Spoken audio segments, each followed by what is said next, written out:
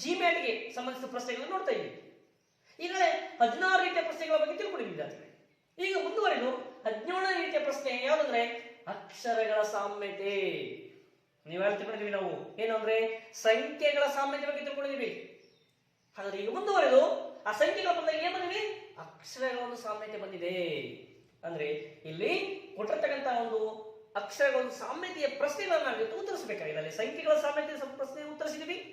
ಈಗ ಮುಂದುವರೆದು ಅಕ್ಷರಗಳ ಒಂದು ಸಾಮ್ಯತೆ ಪ್ರಶ್ನೆಗಳಿಗೆ ಉತ್ತರಿಸಬೇಕಾಗಿದೆ. ಹಾಗಾದ್ರೆ ಹೇಗಿರ್ತವೆ ಈ ಪ್ರಶ್ನೆಗಳು? ಸೊ ಗಮನಿಸಿ ವಿದ್ಯಾರ್ಥಿಗಳೇ, ಏನಿದೆ ಗಮನಿಸಲಿ ಅಂದ್ರೆ ನಾವು ಲೆಟರ್ ಅನಾಲಜಿ ಅಂತ ಹೇಳ್ತೀವಿ. ಅಂದ್ರೆ ಅಕ್ಷರಗಳ ಸಾಮ್ಯತೆ ಅಂದ್ರೆ ಕೊಟ್ಟಿರುವ ಸೂಚನೆ ಗಮನಿಸಿ ವಿದ್ಯಾರ್ಥಿಗಳೇ, ಇದೆ ಸೂಚನೆಗಳು. ಈ ಕೆಳಗಿನ ಪ್ರಶ್ನೆಗಳಲ್ಲಿ ಪ್ರತಿಯೊಂದು ಪ್ರಶ್ನೆಯಲ್ಲಿಯೂ ಒಂದು ಪ್ರಶ್ನಾರ್ಥಕ ಚಿಹ್ನೆ ಇದೆ. ಗಮನಿಸ್ತಾ ವಿದ್ಯಾರ್ಥಿಗಳು, ಅದು ಪ್ರಶ್ನೆಗಳಲ್ಲಿ ಪ್ರತಿಯೊಂದರಲ್ಲಿ ಒಂದ್ ಕಡೆ ಎಡಕ್ಕಿರ್ಬೋದು, ಒಂದ್ ಕಡೆ ಬಲಕ್ಕಿರ್ಬೋದು. ಹೌದಾ? ಅಲ್ಲಿ ಪ್ರಶ್ನಾರ್ಥಕ ಚಿಹ್ನೆ ಇದೆ. ಆ ಒಂದು ಪ್ರಶ್ನಾರ್ಥಕ ಚಿಹ್ನೆ ಸೂಚಿಸಿರುವ ಖಾಲಿ ಜಾಗವಿದೆ. ಅಂದ್ರೆ ಅಲ್ಲಿ ಪ್ರಶ್ನಾರ್ಥಕ ಚಿಹ್ನೆ ಗುರುತಿಸಿದ ಅರ್ಥ ಅಲ್ಲಿ ಯಾವ ಒಂದು ಉತ್ತರ ಬರಬೇಕಾಗಿತ್ತು. ಆಯಾ ಪ್ರಶ್ನೆಯ ಕೆಳಗೆ ಕೊಟ್ಟಿರುವ 4 ಪರ್ಯಾಯಗಳ ಪೈಕಿ ನೋಡಿ, ಅದಕ್ಕೆ ಒಂದು ಪ್ರಶ್ನೆ ಕೆಳಗಡೆ 4 ಪರ್ಯಾಯ ಕೊಟ್ಟಿದ್ದಾರೆ, ABCD ಅಥವಾ 1 2 3 4 ಅಂತ. ಆ 4 ಪರ್ಯಾಯಗಳ ಪೈಕಿ ಒಂದು ಮಾತ್ರ ಏನಾಗಿದೆ, ಆ ಪ್ರಶ್ನೆಯ ಚಿಹ್ನೆಯ ಎಡಕ್ಕೆ ಅಥವಾ ಬಲಕ್ಕೆ ಪದಗಳ ಸಂಬಂಧವನ್ನ ತಾಳೆ ಮಾಡುತ್ತೆ. ಏನ್ ಸಂಬಂಧ ಇದೆ ಅನ್ನೋದನ್ನ ಅದು ತೋರಿಸುತ್ತೆ. ಅಂದ್ರೆ ಸೊ ಪ್ರತಿಯೊಂದು ಪ್ರಶ್ನೆಗೂ ಉತ್ತರವನ್ನು ಕಂಡುಹಿಡಿದು ಉತ್ತರವನ್ನ ಗುರುತಿಸಿ ಅಂತ ಹೇಳಿದ್ರು. ಅಂದ್ರೆ ಅರ್ಥ ಸೊ ಪ್ರಶ್ನೆ ನೋಡಿದ್ರೆ ಗೊತ್ತಾಗುತ್ತೆ ವಿದ್ಯಾರ್ಥಿಗಳಿಗೆ. ಇಲ್ಲಿ ಮೊದಲನೇ ಪ್ರಶ್ನೆ ಏನಿದೆ ಗಮನಿಸಿ ವಿದ್ಯಾರ್ಥಿಗಳೇ. ಮೊದಲನೇ ಪ್ರಶ್ನೆ ನೋಡಿ, BEJ is to DIP double is to KNR question mark. ಇದೇನು ಪ್ರಶ್ನೆಯಲ್ಲಿ ಆಪ್ಷನ್ಸ್ ಕೊಡಬೇಡಿ. 4 ಆಪ್ಷನ್ ಏನು? ಒಂದೇದು MQW, ಎರಡನೇದು NQV, ಮೂರನೇದು MRX, ನಾಲ್ಕನೇದು LPU. ಸೊ ಗಮನಿಸಿ ವಿದ್ಯಾರ್ಥಿಗಳೇ, ಈ ರೀತಿಯ ಒಂದು ಪ್ರಶ್ನೆಗೆ ಉತ್ತರಿಸಬೇಕು ನಾವು ಅಂತಂದ್ರೆ ನಾವಿಲ್ಲಿ ಗೊತ್ತೇ ನಿಮಗೆ ಆಲ್ಫಾಬೆಟ್ಸ್, ಇಂಗ್ಲಿಷ್ ಬರ್ತಕ್ಕಂಥ ಆಲ್ಫಾಬೆಟ್ಸ್ ಅನ್ನ ಬರ್ಕೊಳ್ತಾ ಹೋಗ್ಬೇಕು. ಅವಾಗ ಸಂಬಂಧ ನೋಡ್ಬೇಕು. ಇಲ್ಲಿ ಬರೆಯೋಣ ವಿದ್ಯಾರ್ಥಿಗಳೇ. ಸೊ ನಾನೀಗ ಸೊ ಈ ರೀತಿಯ ಒಂದು ಪ್ರಶ್ನೆಯನ್ನ ಉತ್ತರಿಸಬೇಕಂತಂದ್ರೆ ಫಸ್ಟ್ ನಾವು ಇಲ್ಲಿ ಅಕ್ಷರಗಳನ್ನ ಬರ್ಕೋಬೇಕಾಗುತ್ತೆ. ಇಂಗ್ಲಿಷ್ ಅಕ್ಷರಗಳು ಮತ್ತೆ ABCDEFG ಹಿಂಗ ಬರ್ಕೊಂಡ್ಬಿಟ್ಟು ಅಪ್ ಟು 13 ಮೇಲಕ್ಕೆ ಮತ್ತೆ 13 ಕೆಳಕ್ಕೆ. ಸೊ ಈ ರೀತಿ ಬರ್ಕೊಂಡ್ಬಿಟ್ಟು ನಾವು ಸಂಖ್ಯೆಗಳನ್ನು 1 2 3 4 ನಾವು 13 ಆ ಕಡೆ, ಇಲ್ಲಿ 14ರಿಂದ 26 ಈ ಕಡೆ. ಅಂದ್ರೆ 13 ಮೇಲಕ್ಕೆ ಇರ್ತವೆ, 13 ಕೆಳಗೆ ಇರ್ತವೆ. ಸೊ ಯಾಕೆ ಮೇಲೆ ಬರ್ಕೊಂಡಿದ್ರೆ ಆ ಒಂದು ರೀತಿ ಪ್ರಶ್ನೆ ಉತ್ತರಿಸಬೇಕಂದ್ರೆ ನಮಗೆ ಗೊತ್ತಿರಬೇಕು. ಓಕೆ, ಅಂದ್ರೆ ಈ ರೀತಿಯಲ್ಲಿ ಗಮನಿಸಿ. ಸೊ ಕೊಟ್ಟಿರ್ತಕ್ಕಂಥ ಒಂದು ಆಪ್ಷನ್ BEJ ಗಮನಿಸಿ, BEJ ಹೌದಾ, ಇಷ್ಟು BEJ ಏನ್ ಮಾಡಿದಾನೆ, DIP ಕೊಟ್ಟಿದ್ದಾನೆ. ಅಂದ್ರೆ ಈ ಬಿಗೂ ಡಿಗೂ ಏನ್ ಸಂಬಂಧ ಇದೆ, ಇಗೂ ಐಗೆ ಏನ್ ಸಂಬಂಧ ಇದೆ, ಜೆಗೂ ಪಿಗೆ ಏನ್ ಸಂಬಂಧ ಇದೆ ಅನ್ನೋದನ್ನು ಫಸ್ಟ್ ನಾವು ಗಮನಿಸಬೇಕು ವಿದ್ಯಾರ್ಥಿ. ಸೊ ಗಮನಿಸಿದ್ರೆ ನಮಗೆ ಅವಾಗ ಅರ್ಥ ಆಗುತ್ತೆ. ಹಾಗಾದ್ರೆ ಇಲ್ಲಿ ಬಿಗೂ ಮತ್ತೆ ಡಿಗೂ ಏನ್ ಸಂಬಂಧ ಇದೆ ನೋಡಿ. ಇಲ್ಲಿ ಬಿ ಇದೆ, ಇಲ್ಲಿ ಡಿ ಇದೆ. ಅದ್ರ ಅರ್ಥ ಇಲ್ಲಿ +1 ಮಾಡಿದ್ದೇನೆ. ಹೌದು, ಈಗ ಬಿಗೂ ಮತ್ತು ಡಿಗೆ ಏನ್ ಮಾಡಿದ್ರೆ ಇಲ್ಲಿ ಒಂದು ಸಂಬಂಧ +1 ಅಂದ್ರೆ +1. ಹೌದು, ಬಿಗೆ ಡಿಗೆ +1 ಸಂಬಂಧ ಇದೆ. ನೆಕ್ಸ್ಟ್ ಇಗೆ ಐಗೆ, ಇ ಇಲ್ಲಿದೆ, ಈಗ ಐಗೆ 1 2 3 ಅಂದ್ರೆ ಅಲ್ಲಿ +3 ಮಾಡಿದ್ದೇನೆ, +1 +3. ನೆಕ್ಸ್ಟ್ ಜೆಗೆ ಪಿಗೆ ಇಲ್ಲಿದೆ, ಜೆ ಇಲ್ಲಿದೆ, ಜೆ 1 2 3 4 5 ಅಂದ್ರೆ +5 ಇದೆ. ಅದರ ಅರ್ಥ ಈ BEJ ಮತ್ತು DIP ನಡುವಿನ ಸಂಬಂಧ ಏನಿದೆ, +1 +3 +5 ಈ ರೀತಿ ಸಂಬಂಧ ಇದೆ. ಹೌದಾ, +1 +3 +5. ಸೊ ಡಬಲ್ ಇಸ್ ಟು ಮುಂದೇನಿದೆ KNR, ಇಲ್ಲಿ ಕ್ವಶನ್ ಮಾರ್ಕ್ ಇತ್ತಲ್ಲ, ಹಾಗಾಗಿ ನಾವು ಒಂದು ಕ್ವಶನ್ ಮಾರ್ಕ್ ಏನು ಬರ್ತದೆ ಕಂಡುಕೋಬೇಕು. ಸೇಮ್ ಇದೇ ರೀತಿ ಇಲ್ಲೇನೋ ಎಡ ಭಾಗ ಏನ್ ಸಂಬಂಧ ಇದೆ, ಬಲಭಾಗ ಕೂಡ ಅದೇ ಸಂಬಂಧ ಇರುತ್ತೆ. ಹೌದಾ, ಹಾಗಾದ್ರೆ ಬಲಭಾಗ ಸಂಬಂಧ ಅಂದ್ರೆ ಇಲ್ಲಿ ಬಿ ಗೆ ಎಷ್ಟಿತ್ತು, +1. ಅಲ್ಲಿ ಕೆ ಇದೆ, ಕೆ ಗೆ +1 ಗಮನಿಸಿ, ಕೆ ಗೆ +1 ಅಂದ್ರೆ ಎಲ್ +1 ಮಾಡಿದ್ರೆ ಎಷ್ಟು ಬರುತ್ತೆ, ಎಂ ಬರುತ್ತೆ. ಹಾಗಾಗಿ ಎಂ ಫಸ್ಟ್ ಎಂ ಬರುತ್ತೆ. ಹೌದಾ, ನೆಕ್ಸ್ಟ್ ಎರಡನೇದು +3 ಇದೆ, ಎನ್ ಇಲ್ಲಿ ಎನ್ ಇದೆ, +3 1 2 3 ಅಂದ್ರೆ ಆರ್. ಸೊ ಎಂ ಆರ್ ಬರುತ್ತೆ. ನೆಕ್ಸ್ಟ್ ಏನಿದೆ, ಇಲ್ಲಿ ಆರ್ ಇದೆ, ಆರ್ ಎಷ್ಟಿದೆ +5 ಇಲ್ಲಿ ಆರ್ ಇದೆ, 1 2 3 4 5 ಅಂದ್ರೆ ಎಕ್ಸ್, ಎಂ ಆರ್ ಎಕ್ಸ್. ಅಂದ್ರೆ ಉತ್ತರ ಏನು ಬರುತ್ತೆ ಅಲ್ಲಿ, ಎಂ ಆರ್ ಎಕ್ಸ್ ಅಂತ ಬರುತ್ತೆ. ಹಾಗಾದ್ರೆ ನಿಮಗೆ ಆಪ್ಷನ್ ಇದೆಯಾ, ಆಪ್ಷನ್ ಯಾವ್ದಾಗುತ್ತೆ, option 3 is the right answer. So ಈ ರೀತಿಯಾಗಿ ನಾವಲ್ಲಿ ಪ್ರಶ್ನೆಗೆ ಉತ್ತರವನ್ನ ಕಂಡುಕೊಳ್ಬೇಕು ವಿದ್ಯಾರ್ಥಿಗಳು. ಸೊ ಅರ್ಥ ಆಯ್ತಲ್ಲ? ಓಕೆ. ನೆಕ್ಸ್ಟ್ ಪ್ರಶ್ನೆ ನೋಡಿ, ಒಂದು ಪ್ರಶ್ನೆ ನೋಡಿದ್ವಿ ವಿದ್ಯಾರ್ಥಿಗಳು. ನೆಕ್ಸ್ಟ್ ಎರಡನೇ ಪ್ರಶ್ನೆ ಗಮನಿಸಿ. ನೋಡಿ ಎರಡನೇ ಪ್ರಶ್ನೆ ಏನಿದೆ, DGM is to QTZ double is to BIL is to question mark.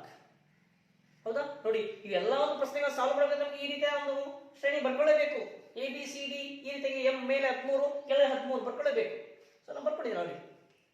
ಈಗ ಸಂಬಂಧ ಗಮನಿಸ್ತಾ ಹೋಗೋಣ. ಈಗ ಏನಿದೆ, ಫಸ್ಟ್ ಏನಿದೆ DGM, ಹೌದಾ? DGM ಇದಕ್ಕೆ QTZ ಕೊಟ್ಟಿದ್ದಾರೆ. ಹಾಗೆ ನಾವು ಈಗ ಸಂಬಂಧವನ್ನು ಕಂಡುಹಿಡಿಯಬೇಕು ವಿದ್ಯಾರ್ಥಿಗಳು. ಹೀಗೆ ಇಲ್ಲಿ ಗಮನಿಸಿ, ಡಿ ಗೆ ಕ್ಯೂ ಕೊಟ್ಟಿದ್ದಾನೆ. ಏನಾಗಿದೆ ನಾವು ಗಮನಿಸಿವಿ, ಡಿ ಕೆಳಗೆ ಏನು ಬರುತ್ತೆ, ಕ್ಯೂ. ಹೌದು, ಡಿ ಗೆ ಕ್ಯೂ ಕೊಟ್ಟಿದ್ದಾನೆ. ನೆಕ್ಸ್ಟ್ ಜಿ ಗೆ ಏನು ಕೊಟ್ಟಿದ್ದಾನೆ, ಟಿ ಕೊಟ್ಟಿದ್ದಾನೆ. ಓಕೆ, ಜಿ ಕೆಳಗೆ ಟಿ ಇದೆ. ಹೌದು, ಟಿ ಗೆ. ನೆಕ್ಸ್ಟ್ ಎಂ ಗೆ, ಓಕೆ, ಎಂ ಗೆ ಏನು ಕೆಳಗಡೆ ಜೆಡ್ ಇದೆ. ಹೌದು, ಜೆಡ್. ಹಾಗಾದ್ರೆ ಮೇಲೆ ಕೆಳಗೆ ನಾವು ಆಲ್ಫಾಬೆಟ್ಸ್ ನ ಬರ್ಕೊಂಡಾಗ ಮೇಲೆ ಇರತಕ್ಕಂಥ ಅಕ್ಷರಕ್ಕೆ ಯಾವುದಕ್ಕೆ ಕೆಳಗಿರ್ತಕ್ಕಂಥ ಅಕ್ಷರವನ್ನ ಹೊಂದಿಸಿದಾನೆ ಅಂತ ಗೊತ್ತಾಯ್ತು. ಹಾಗಾದ್ರೆ ಈಗ ನಮ್ಗೇನು ಆಪ್ಷನ್ ಕೊಟ್ಟಿದ್ದಾನೆ, ಎರಡನೇದೇನಿದೆ, BIL. ಹಾಗಾದ್ರೆ ನಮಗೆ ಕಂಡುಕೋಬೋದಲ್ಲ, ಅದಕ್ಕೆ ಬಿ ಏನಿದೆಪ್ಪ, ಇಲ್ಲಿ ಬಿ ಇದೆ. ಬಿ ಏನಿದೆ, ಓ. ಹೌದು, ಇಲ್ಲಿ ಓ ಬರುತ್ತೆ, ಬಿಗೆ ಓ ಬರುತ್ತೆ. ನೆಕ್ಸ್ಟ್ ಐ ಏನಿದೆ, ಐಗೆ ವಿ ಬರುತ್ತೆ. ನೆಕ್ಸ್ಟ್ ಎಲ್ ಕೆಳಗೆ ಏನಿದೆ, ಎಕ್ಸ್ ಇದೆ, ಎಕ್ಸ್. ಅಂದ್ರೆ ನಮ್ಮ ಉತ್ತರ ಏನಾಗಿರುತ್ತೆ, ಸಾರಿ, ಎಲ್ಗೆ ಇಲ್ಲಿ ವೈ ಬರುತ್ತೆ, ಎಲ್ಗೆ ವೈ ಬರುತ್ತೆ. ಹಾಗಾದ್ರೆ ಉತ್ತರ OVY ಇದೆಯಾ, ನಮ್ಮ ಪ್ರಶ್ನೆ ಇದೆಯಾ ಉತ್ತರ? ಆಪ್ಷನ್ ಯಾವುದು? ಮೂರನೇ option OVY is the right answer. So ಈ ರೀತಿಯಾಗಿ ನಾವು ಒಂದು ಪ್ರಶ್ನೆಗೆ ಉತ್ತರವನ್ನು ಕಂಡುಕೊಳ್ಬೇಕು ವಿದ್ಯಾರ್ಥಿಗಳು.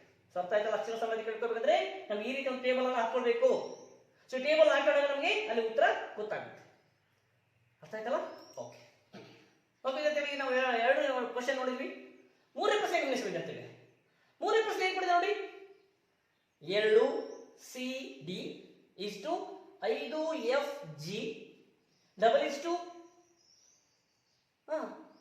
11. ಓಕೆ, ಕ್ವಶನ್ ಮಾರ್ಕ್ ಕೊಟ್ಟಿದ್ದಾರೆ ಅಲ್ಲಿ. ಕ್ವಶನ್ ಮಾರ್ಕ್ ಆದ್ಮೇಲೆ 11LM. ಸರಿ ಗಮನಿಸಿ ಇನ್ನೊಂದ್ಸಲ. ಏನಿದೆ, 2CD is to 5FG double is to question mark 11LM ಅಂತ ಕೊಟ್ಟಿದ್ದಾರೆ. ಹಾಗಾದ್ರೆ ನಾವೀಗ ಫಸ್ಟ್ ಸಮಾಧಿ ಕಂಡುಕೋಬೇಕು. ಫಸ್ಟ್ ಸಮಾಧಿ ಅಂದ್ರೆ 2CD ಕೊಟ್ಟಿದ್ದಾನೆ ಈಸ್ ಟು 5FG ಕೊಟ್ಟಿದ್ದಾನೆ. ಸೊ ಡಬಲ್ ಈಸ್ ಟು ನಮಗೀಗ ಕ್ವಶನ್ ಮಾರ್ಕ್ ಇಲ್ಲಿ ಕೊಟ್ಟಿದ್ದಾನೆ. ಹಾಗಾದ್ರೆ ನಮ್ಗೆ ಫಸ್ಟ್ ಇದು ಸಾಮಾನ್ಯ ಕಂಡುಕೋಬೇಕು ವಿದ್ಯಾರ್ಥಿ, ಆಗ ನಮ್ಗೆ ಈಸಿಯಾಗಿ ಅರ್ಥ ಆಗುತ್ತೆ. ಕ್ವಶನ್ ಮಾರ್ಕ್ ಕೊಟ್ಬಿಟ್ಟು ಇಲ್ಲೇ ಕೊಟ್ಟಿದ್ದಾನೆ, ಆ ಕಡೆ 11LM ಅಂತ ಕೊಟ್ಟಿದ್ದಾನೆ. ಇದು ಕೊಟ್ಟಿರ್ತಕ್ಕಂಥದ್ದು. ಈಗ ನಾವು 2CD 5FG ಗೆ ಸಂಬಂಧ ಇದೆ ಗಮನಿಸಿ ಇರ್ತೀವಿ. ಇಲ್ಲಿ 2 ಅಂದ್ರೆ ಯಾವಪ್ಪ, ಇದು 2. ಹೌದು, 2. ಸೊ ಇಲ್ಲಿ ಬಿ ಬದಲಾಗಿ ಏನ್ ಮಾಡಿದ್ರೆ 2 ಕೊಟ್ಟಿದ್ದೇನೆ. ಆಮೇಲೆ ಕಂಟಿನ್ಯೂ CD, ಹೌದಾ, BCD ಬರ್ಬೇಕಾಯ್ತು. ಬಿ ಪ್ಲೇಸ್ ಅಲ್ಲಿ ಏನ್ ಮಾಡಿದ್ರೆ 2 ಕೊಟ್ಟಿದ್ದೇನೆ, 2CD. ಹೌದು. ನೆಕ್ಸ್ಟ್ ಏನ್ ಮಾಡಿದಾನೆ 5FG. ಎಫ್ ಅಲ್ಲಿ ಇಲ್ಲಿದೆ, ಎಫ್ ಇದೆ ಯಾವ್ದಪ್ಪ, ಇ ಇದೆ, 5 ಇಲ್ಲಿ ಇ ಬರ್ಬೇಕಾಯ್ತು, EFG ಬರ್ಬೇಕಾಯ್ತು, ಹೌದಲ್ಲ. ಸೊ ಇಲ್ಲಿ ಬಿ ಬರ್ಬೇಕಾಯ್ತು, ಇಲ್ಲಿ ಇ ಬರ್ಬೇಕಾಗಿತ್ತು. ಅಂದ್ರೆ ಈ ಬದಲಾಗಿ ಏನ್ ಮಾಡಿದ್ರೆ 5 ಕೊಟ್ಟಿದ್ದೇನೆ, ಹೌದಾ. ಹಾಗೇನೆ ಇಲ್ಲಿ ಗಮನಿಸಿ ವಿದ್ಯಾರ್ಥಿಗಳು, ಇಲ್ಲಿ 11. ಸೊ ಅಂದ್ರೆ 11 ಅಂದ್ರೆ ಯಾವ್ದಪ್ಪ, ಕೆ. ಅಂದ್ರೆ ಇಲ್ಲಿ ಕೆ ಬರ್ಬೇಕಾಗಿತ್ತು, ಅದು ಪ್ಲೇಸ್ ಅಲ್ಲಿ KLM ನಂತರ ಇಲ್ಲಿ ಅರ್ಥ ಕೆ ಬದಲಾಗಿ ಅನ್ನ ಕೊಟ್ಟಿದ್ದಾನೆ. ಹಾಗಾದ್ರೆ ಇಲ್ಲಿ 2 5 ಓಕೆ, ಎಷ್ಟು ಡಿಫರೆನ್ಸ್ ನೋಡಿ, 2 5 7 ನೋಡಿ, 2 5 ಓಕೆ. ಈಗ 7 ಅಲ್ಲ, ಸ್ವಲ್ಪ 3 ಸೇರಿಸಿದ್ರೆ 8 2 5 8. ಹಾಗಾದ್ರೆ ಇಲ್ಲಿ 8 ಯಾವ್ದು ಬರ್ತಪ್ಪ, ಹೆಚ್ಚು ಬರ್ತಾ, ಹೌದಾನೆ? ಯೋಚನೆ ಮಾಡಿ, 8 ಹೆಚ್ಚು ಬರ್ತಾ ಅಂದ್ರೆ ಇಲ್ಲಿ ಹೆಚ್ ಕ್ವಶನ್ ಮಾರ್ಕ್ ಅಲ್ಲಿ ಹೆಚ್ಚಾದ್ಮೇಲೆ ಏನ್ ಬರುತ್ತೆ, ಅದು ಕಂಟಿನ್ಯೂಸ್. ಹೆಚ್ಚಾದ್ಮೇಲೆ ಐ ಜೆ ಅಂದ್ರೆ ಇಲ್ಲಿ ಹೆಚ್ ಪ್ಲೇಸ್ ಅಲ್ಲಿ ಏನ್ ಬರ್ಬೇಕು, ಹೆಚ್ಚು ಎಷ್ಟು ಸಂಖ್ಯೆ ಇದೆ 8. ಹೌದು, ನಾವು ಆಗ ಏನ್ ಮಾಡ್ತೀವಿ 8 ನೋಡಿ, 8 ಐ ಜೆ ಅಂತ ಬರೀತೀವಿ. 8 ಐ ಜೆ. ಹಾಗಾದ್ರೆ ಉತ್ತರ ಇದೆಯಲ್ಲಿ ನೋಡಿ, 8 ಐ ಜೆ ಇದೆಯಾ ಆಪ್ಷನ್? 4 ಆಪ್ಷನ್ ಇದೆ ನೋಡಿ. ಸೊ ಈ ರೀತಿಯಾಗಿ ನಾವು ಪ್ರಶ್ನೆಗೆ ಉತ್ತರವನ್ನ ಕಂಡುಕೊಳ್ಳುತ್ತಿದ್ದೇವೆ. ಸೊ ಅರ್ಥ ಆಯ್ತಲ್ಲ? ಅಂದ್ರೆ ಈ ರೀತಿಯ ಒಂದು ಪ್ರಶ್ನೆಗೆ ಅರ್ಥ ಮಾಡ್ಕೊಂಡ್ರೆ ಫಸ್ಟ್ ನಿಮ್ಗೆಲ್ಲ ಈ ರೀತಿಯ ಒಂದು ಅಕ್ಷರಗಳ ಒಂದು ಶ್ರೇಣಿಯನ್ನು ಬರ್ಕೋಬೇಕಾದ್ರೆ ABCD ನ. ಸೊ ಹೀಗೆ 13 ಮೇಲೆ 13 ಕೆಳಗೆ, ಇಲ್ಲ 1 2 3 ಈಗ ಕೂಡ ಹೋಗ್ಬೋದು. ನೆಕ್ಸ್ಟ್ 13, ನೆಕ್ಸ್ಟ್ 14 15 26 ಹಿಂಗೂ ಕೊಡ್ಬೋದು, ಅಲ್ವಾ? 14 15 ಹಿಂಗೂ ಕೊಡ್ಬೋದು. ಸೊ ಒಟ್ಟಿನಲ್ಲಿ ನಮಗೆ ಕೊಟ್ಟಿರ್ತಕ್ಕಂಥ ಸಂಖ್ಯೆಯ ಒಂದು ಸಾಮ್ಯತೆಯನ್ನು ಗುರುತಿಸಿಬಿಟ್ಟು, ಅಕ್ಷರ ಸಾಮ್ಯತೆ ಗುರುತಿಸಿಬಿಟ್ಟು ನಾವು ಮುಂದಿನ ಒಂದು ಪ್ರಶ್ನೆಗೆ ಉತ್ತರವನ್ನ ಕಂಡುಕೊಳ್ಳಬೇಕಾಗಿದೆ. ಸೊ ಇದು 17 ರೀತಿಯ ಪ್ರಶ್ನೆ, ಅಕ್ಷರಗಳ ಸಾಮ್ಯತೆ. ಓಕೆ, ಮುಂದಿನ ಒಂದು ಪ್ರಶ್ನೆ ಏನಂದ್ರೆ ಅಕ್ಷರಗಳ ಸಾಂಕೇತಿಕ ಭಾಷೆ ಅಂದ್ರೆ ಲೆಟರ್ ಕೋಡಿಂಗ್ ಬಗ್ಗೆ ಮುಂದಿನ ಒಂದು ವಿಡಿಯೋದಲ್ಲಿ ತಿಳ್ಕೊಂಡಿದ್ದೇವೆ. ಓಕೆ, ಧನ್ಯವಾದಗಳು.